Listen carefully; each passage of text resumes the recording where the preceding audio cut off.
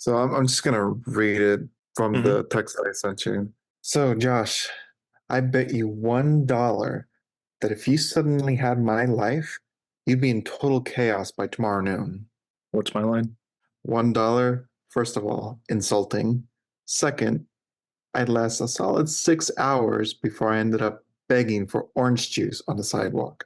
Okay, got it. Ready? $1. First of all, insulting. I bet I can make it at least 6 hours before I'd be asking for oral sex on the sidewalk. Nailed it. Wow. Wait, what was the line?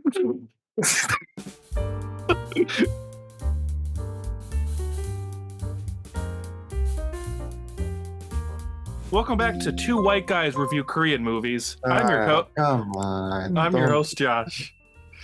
Don't do that. All right, welcome back. Welcome back to Crosscut. I'm your co-host, Josh. Then you're the co-host, Chris.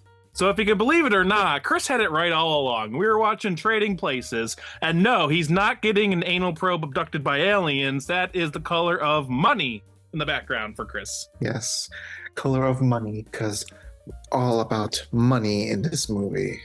Money, money. Yes, and if speaking of money, if you want to donate, or buy me a coffee or whatnot, feel free to. Chris will do crazy things for money, so. Just name whatever you want. He'll do it. I've seen this guy do multiple things that may have been illegal in foreign countries, so. Someone's he flew off the cuckoo's nest here. Anyways, back on track. So yes, welcome back to Crosscut. Thanks for coming back for another week. We are reviewing the 1983 comedy Trading Places, starring Eddie Murphy and Dan Aykroyd. I'm assuming you watched it on Blu-ray? I did. Good for you. I watched it on Paramount Plus. Okay, good for you.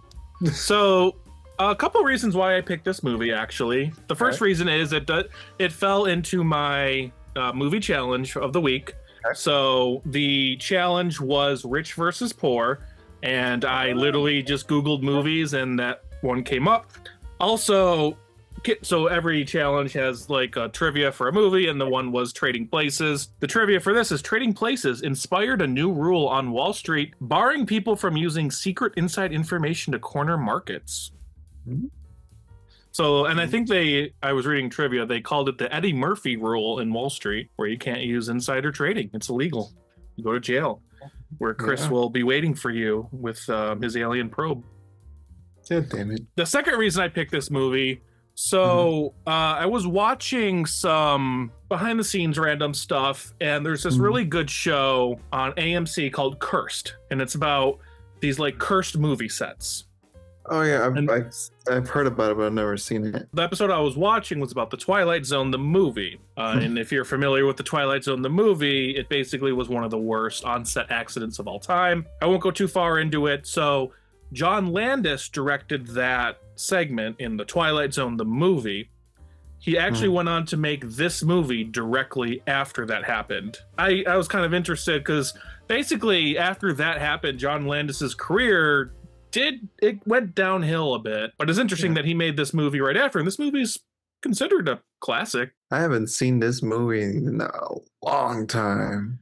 I've never seen this movie. Really? It was one of those movies that, for me, it was just never on TV, at least as a kid, because I would never watch this movie like in theaters. I never would have watched this movie, the theatrical version, at any point, because it's clearly a heavy R movie, but maybe it would have been on like TBS at some point, and I just never remember watching it. I remember always knowing about it, but I just had never seen this movie. I remember, I think my brother, it was my brother who introduced me to this movie. I think it was on TV at one point where I saw it, and then just randomly saw it in Walmart. I was like, "Ooh, it's on Blu-ray! I'm gonna get this." Are there any good behind the scenes? Or I didn't have time to look through it. Well, what does it say on the actual Blu-ray? Any good behind the scenes? For the special feature, it has like the insider trading, the making of Trading Places. Okay. Trading stories, the deleted scene with optional commentary, and dressing the part, the trade in Trading Places, trivia pop-up, industry promotional piece. Support physical media and go get Trading Places on Blu-ray. like Chris Yeah, does. on Blu-ray. On Blu-ray. Oh, but I remember this movie so well. I don't know why. I've always laughed at this movie. Dan Aykroyd's character Winthrop just completely hitting rock bottom.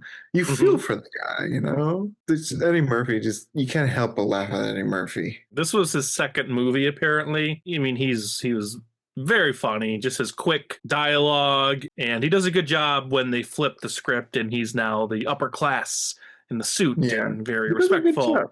He does a good And job.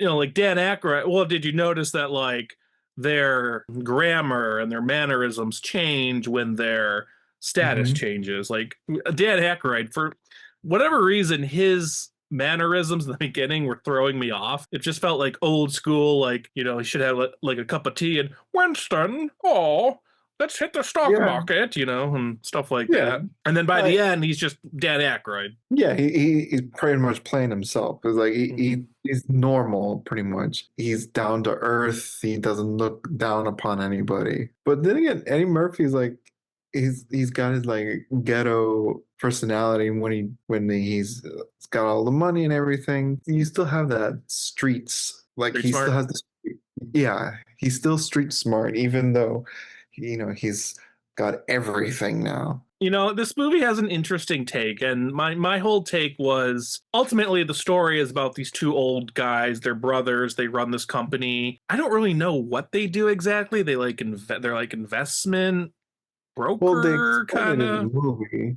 Yeah, they're It was brokers. the Wall Street stuff. The Wall Street scene at the end was very confusing. Like I got the idea. Like they had the information, and they're obviously going to turn the table on these two old guys, but like as far as what was happening in that scene, I had no clue. I was so I lost. mean, as far as the trading on That's what I Wall mean. Street, All the trading. Like, I'm like, that is this really how it was back in the day? Like, this is I think it chaotic. I was don't mean, actually was well, it's because funny because like I was reading trivia and like I guess Eddie Murphy was like while they were filming that scene, he's like, I don't know what the hell's going. He's like, I all mean, right. you can see his character. He's totally lost. He's just okay. I'm writing stuff Yeah, down. I was lost. I was like, because I was trying to kind of, I got the basic idea, but basically they started high and then it went down, the number went down, and these And two they sold. brothers, and they sold, and these two brothers invested everything, and they invested at the high number and lost everything or something like that. Right. Anyways, Like as far as the trading part, I am totally lost. I have no idea. I don't even do much on Robinhood. Come on. They are brokers, the agriculture brokers, pretty much. When they explain it to Eddie Murphy with the whole like plate of everything, like hmm the gold, the bread, the bacon, what do they call the bacon? Was the pork? pork bellies. Pork bellies? Because that's what Dan Aykroyd says. I'm feeling good about the pork bellies or something like that Right. in the beginning. Yeah. Yeah. And then they're just so stuck on the frozen orange juice. Even And that's throughout what the whole movie, he was always like the frozen orange juice. and that what comes back and gets him at the end. I mean, Oh, I like this movie overall. It was really funny. It had that kind of goofy John Landis style to it, and there's mhm. just like some like obscene kind of scenes going on. The whole thing at the end with the gorilla, I was just like, okay, what is going on with this gorilla? That was funny though. When the guy's in the cage and he's like, oh, she must be the female, and they're His lovers, and uncle, "Whoop." yeah, I was like, all right, that's pretty funny.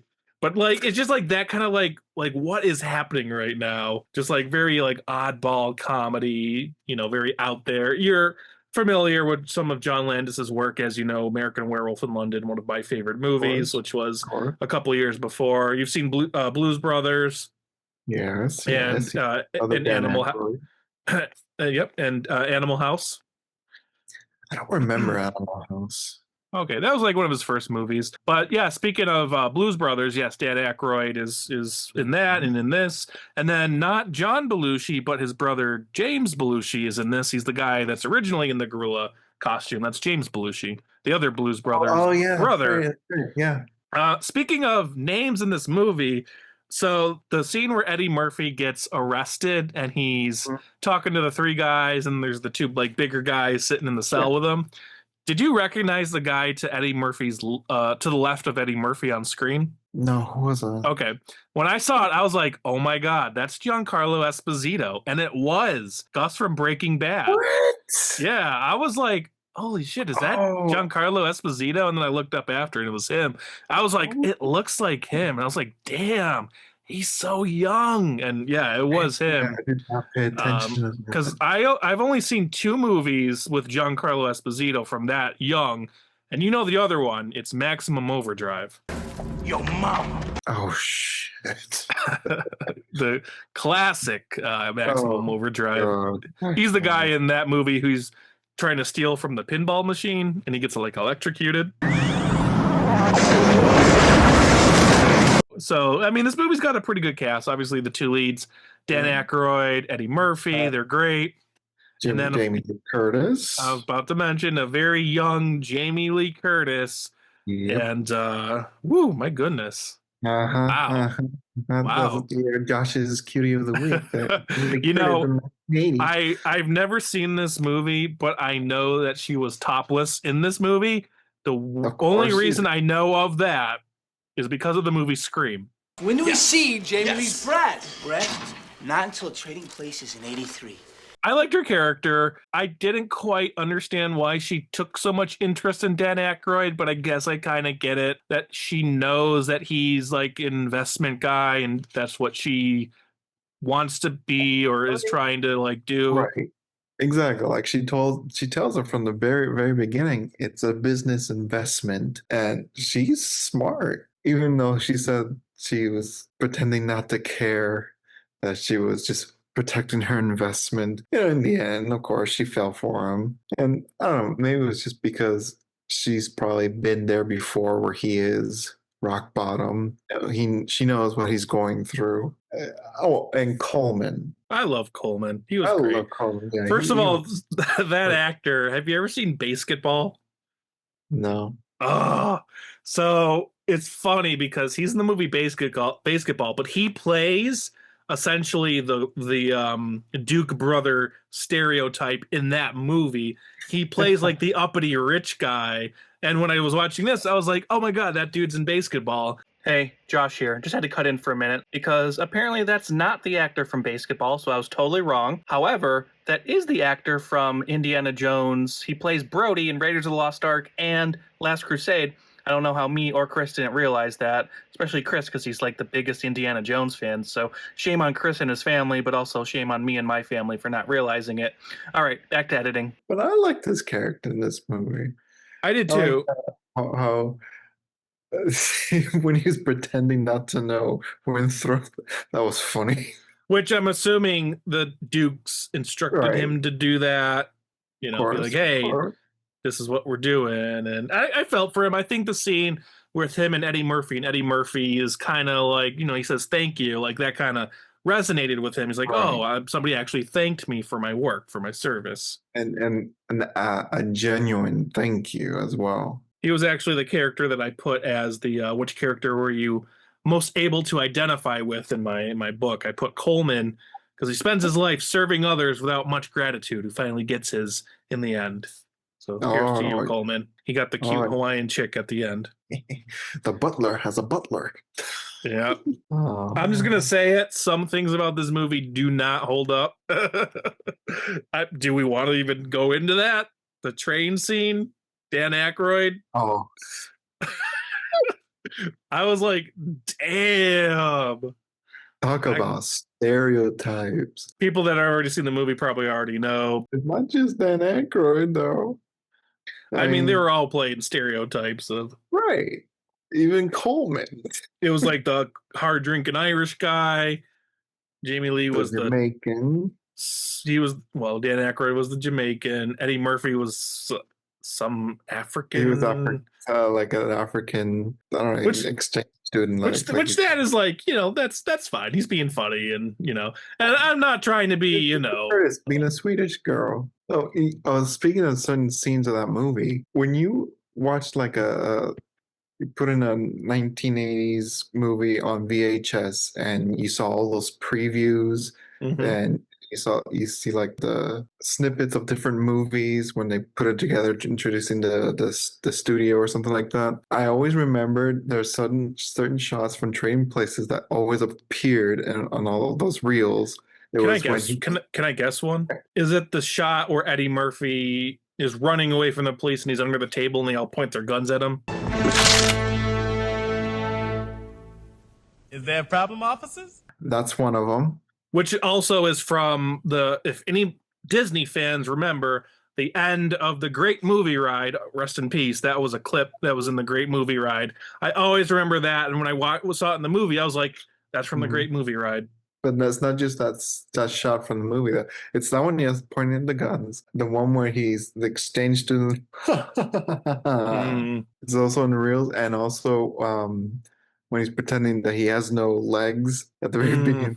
That had me laughing though. That one's also in reels too, and I just always remember the laugh one, like. I feel like I'd probably seen that in like a clip somewhere at some point. It seemed Yeah. familiar. So yeah, the ending of this movie, it kind of took me by surprise. I didn't think it was going to go this way, and I like that it went this way. So I Okay. thought the whole idea of this movie when I was watching it is like, okay, they're both going to like learn their lesson. Like, okay, Eddie Murphy knows what it's like to be like in the big shots in the big leagues, to be the uppity class, and then Dan Aykroyd now knows what it's like to be, on the lower class. And then Right. I thought at the end of the movie they would go back to their normal lives and everything would move on. But no, it turns into like this whole thing where, and I like where it went, where it was basically like, okay, these two old fucks screwed our lives, Yep. so let's go get them. Let's get back at him. I was just going to say real quick, I thought there would be more chaos in their plan. Like I thought something was going to go wrong at some point, and it didn't really happen. When you put it that way, I think they didn't want to do it like that because remember when Dan Aykroyd is like loading his weapons and everything. If they hadn't pushed him to do it something differently, there would be your chaos. Gun blazing and Dixon. That's not what I mean. Like I don't mean like going in like killing everybody. What I mean is like something goes wrong in the plan. Like on the train, like something were to go wrong, but nothing really like that really happened. Nah, not to the extent of what I mean. Like I thought something would go wrong to where there would be a whole sequence of them having to like fix it. I see. But whatever went wrong just kind of got resolved pretty quickly. It did. It did. I like how the Dietz got his justice with the gorilla, but I do like how in the end they see the Dukes and are like, oh, thank you for the $1 bet. I like that. It was like poetic justice just for them, and then just hearing like they freeze their accounts and their personal accounts, and we can't pay $394 million. Like, jeez, that's how much they lost. They really invested everything in this orange juice. Yep. Oh well. But seeing the Twin Towers again. I was just about to mention that. It was weird seeing the Twin Towers like that. I mean, what a time capsule to see that. Wow. Yeah. Let's see. What else do I got here? Anything else I can ask you? What character did you relate to the most? We get it. You're Eddie Murphy. You think you're Eddie Murphy. Oh, I think I'm Eddie Murphy. Okay. Because you think you're funny. I mean, out of the two of us, I'm definitely Eddie Murphy and you're Dan Aykroyd. What? Why am I Dan Aykroyd? Because you're the more like mellow. You're Dan Aykroyd. Why am I Dan Aykroyd?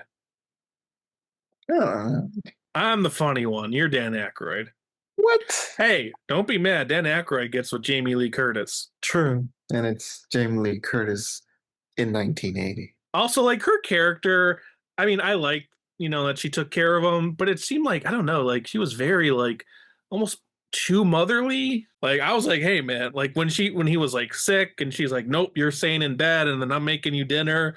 I was like, damn man, this guy hit the jackpot. He doesn't even realize it. Well, he started to realize it. But still, I was like, damn, like, he had that other chick, but she was a biatch and of course she was. She was a privileged white chick. I mean, I don't know what else to say. I mean, that's what she was. Yeah, she probably eats caviar, sits around a fire with her Goes bunch to of like tennis pickleball, yeah, the tennis players, and they talk about what do rich people talk about? and her Todd, who Oh, she the was other, clearly yeah, messing around with while she was with them. yes. I just picture those people like Schnellsville. Give me my paper. I want to see how the stocks are doing. Thank you, Snellsville. Did you ever just Here's your $5 tip. I messed around with Robinhood a little bit. I forgot which stocks. I invested in AMC at one point, and then there was like this crazy AMC boom, and it actually went up a lot. And I think I sold it at that point. I don't remember what else I was invested in. I think Kodak, or maybe it was Kodak was one of them. Yeah, I invested in like a lot of like film stuff. Chris, what about you? What do you invest in? Baby formula? I actually did mess around with Robinhood. I remember two pharmaceuticals that I invested in, and then Disney, and Apple, and Tesla. Damn, you invested in the big ones. Yeah, but I'm pretty sure Tesla is probably like down to shit right now. Well, so is But Disney. well, exactly. But the two pharmaceuticals, they weren't like the big ones. They were well established. I don't remember what they were, but they were like all right.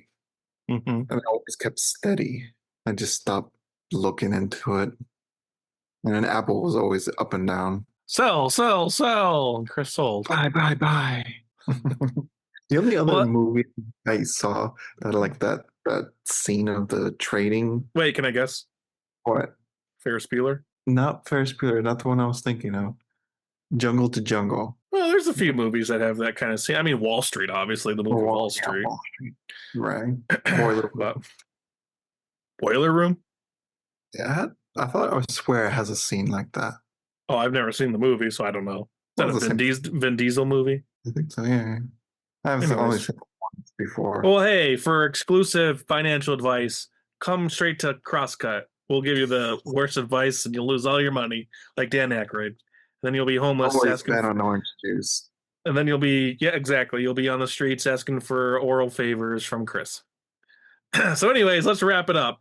Trading Places, really funny movie, very easy to understand concept that I feel like has been adapted many times in like TV episodes and probably other movies throughout. So this movie was definitely like a big inspiration for a lot of stuff like that.